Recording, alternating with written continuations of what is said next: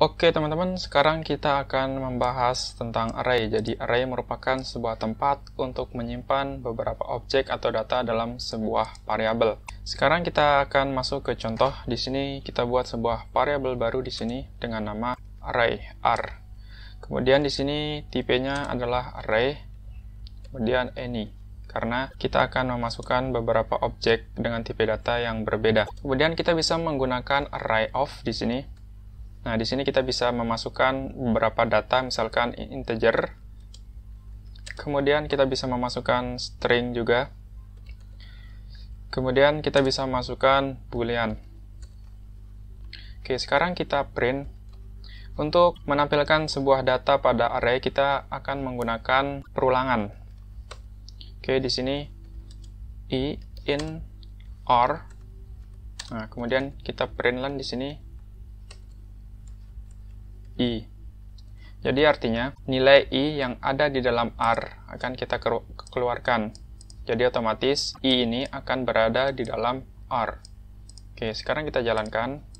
Nah, bisa teman-teman lihat di sini hasilnya sudah keluar. Sekarang kita bisa mengakses indeks dari array ini, mengakses indeks untuk menampilkan nilai tunggal dari sebuah array. Misalkan di sini ini kita komentar dulu. Kemudian kita akan menampilkan hello di sini. Jadi kita bisa print aja di sini langsung r. Kita lihat indeksnya indeks keberapa. Ingat array dimulai dari 0. Misalkan di sini 0, 1, 2 berarti kita akan mengakses array yang kedua. Oke, sekarang kita run. Harusnya di sini akan muncul hello. Oke. Sekarang kita bisa menuliskan array secara spesifik atau membuat tipe data array ini menjadi spesifik. Misalkan gini, kita akan komentar ini terlebih dahulu. Nah, kemudian di sini kita akan buat sebuah array yang tipenya adalah integer. Misalkan di sini kita buat sebuah variabel integer array. Kemudian di sini kita bisa menggunakan integer array of. Nah, di sini kita bisa membuat beberapa array dengan tipe data primitif yang lebih spesifik. Misalkan di sini kita bisa saja 1, 2, 3, 4, 5. Nah, seperti biasa untuk mengaksesnya atau menampilkan nilai tunggal dari array ini, kita bisa melakukan print index. Jadi di sini kita print integer array yang ke 0 misalkan. Jadi hasilnya adalah 1. Nah, di sini muncul 1. Untuk menampilkan semua data dalam array ini kita bisa menggunakan perulangan lagi yaitu for. Sekarang kita coba. Oke, di sini kita copy, kemudian kita paste di sini. Ini kita ganti menjadi integer array. Oke, sekarang kita run. Oke, teman-teman. Nah, di sini bisa teman-teman lihat di sini bahwa kita print integer array yang ke 0. Jadi ini adalah 1. Kita bisa menggunakan printlan supaya tidak nyambung di sini. Kemudian kita run lagi. Nah, di sini yang indeks ke 0 adalah 1. Kemudian kita menampilkan semuanya lagi menggunakan for, berarti 1, 2, 3, 4, 5. Jadi ini sudah sesuai dengan yang kita inginkan. Kemudian kita bisa menggunakan array list di sini untuk memodifikasi sebuah array. Oke, ini bisa kita komentar lagi. Yang ini bisa kita komentar.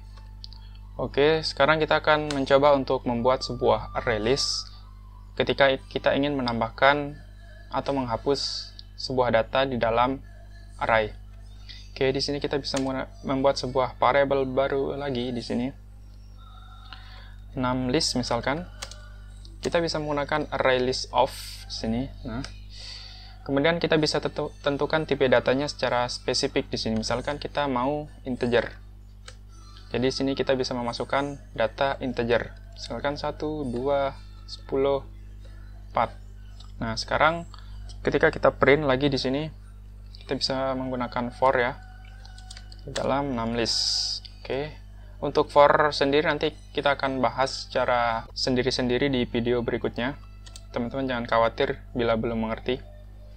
Dan di sini kita printlan, kita print i. Oke. Sekarang kita run lagi projectnya. Harusnya ini udah tampil. Oke, seperti ini. Nah, kemudian bila kita ingin menambahkan sebuah data, misalkan di sini konsepnya sama seperti list pada koleksi, kita bisa menggunakan add di sini, misalkan numList.add.